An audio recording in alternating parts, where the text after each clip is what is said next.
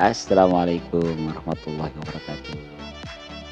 Ya, bicara tentang perubahan dan perbedaan.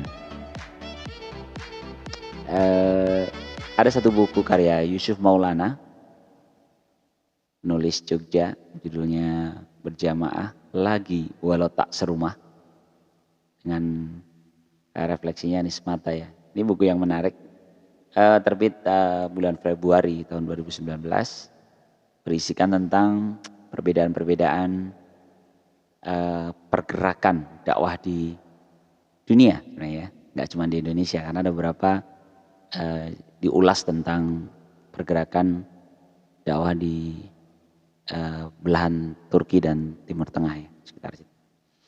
Nah, saya awali dengan satu puisi di awal buku ini, ada puisi karya Anies Mata. Izin saya bacakan.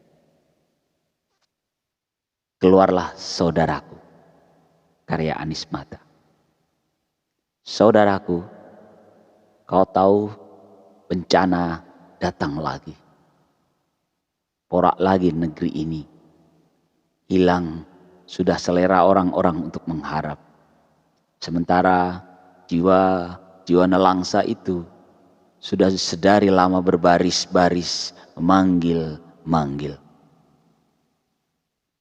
Keluarlah saudaraku dari kenyamanan mihrabmu, dari kekhusukan iktikafmu, dari keakraban sahabat-sahabatmu. Keluarlah saudaraku dari keheningan masjidmu. Bawalah roh sajadahmu ke jalan-jalan, ke pasar-pasar, ke majelis dewan yang terhormat, ke kantor-kantor pemerintahan dan pusat-pusat pengambilan keputusan. Keluarlah saudaraku dari nikmat kesendirianmu. Satukan kembali hati-hati yang berserakan ini. Kumpulkanlah kembali tenaga-tenaga yang tersisa. Pimpinlah dengan cahayamu kafilah nurani yang terlatih. Di tengah badai gurun kehidupan. Keluarlah saudaraku. Berdirilah tegap di ujung jalan itu. Sebentar lagi sejarah akan lewat. Mencari aktor baru untuk drama kebenarannya. Sambut saja dia. Engkaulah yang ia cari. Dikutip dari artikel berjudul Kalau Pemimpin Harokah Jadi Pemimpin Negara.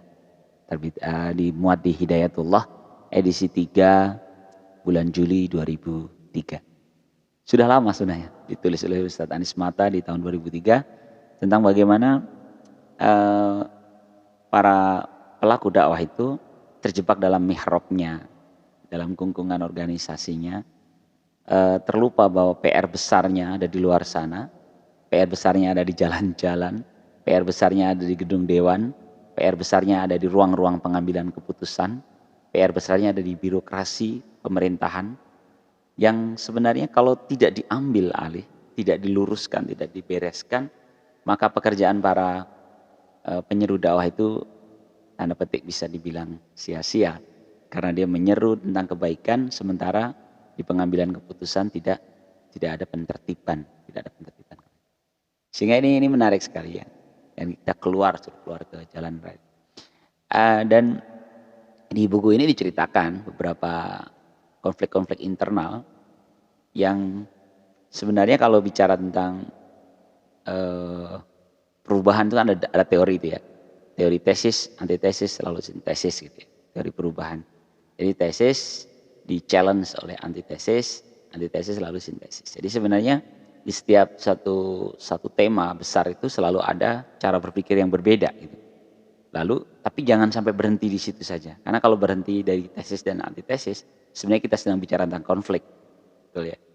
Kita bicara tentang konflik karena antitesis pasti hanya berbeda dengan tesis gitu. Namun dibutuhkan adalah cara berpikir sintesis.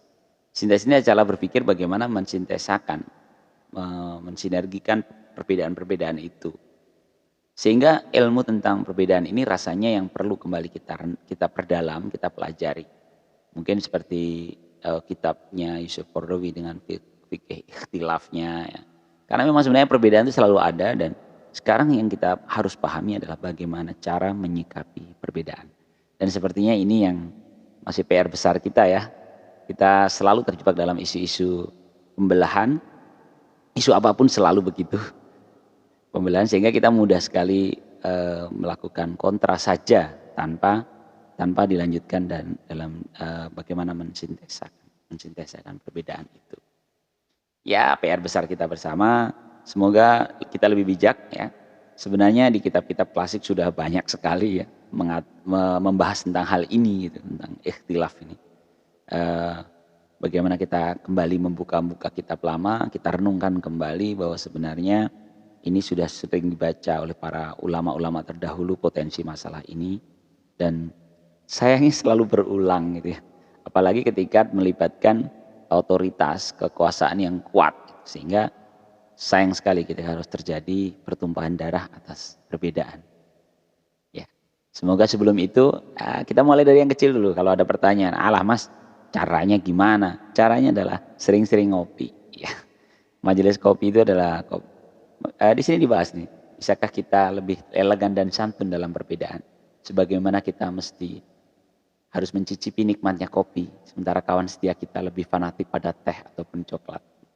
Dan dalam kesatuan selera, haruskah kita memaksa dia mencintai kopi gayo, sementara dia gandrung pada malabar dan kintamani? Begitulah mestinya setiap tetanda keseharian, termasuk hobi yang merasuk dalam bangga kita diam-diam mengopi, jadi sarana menempuh hikmah. Wih, luar biasa ya. Beginilah Yusuf Maulana memang seorang pemikir muda yang produktif dalam berkarya di belakangnya. Mungkin itu dulu. Salam literasi. Assalamualaikum warahmatullahi wabarakatuh.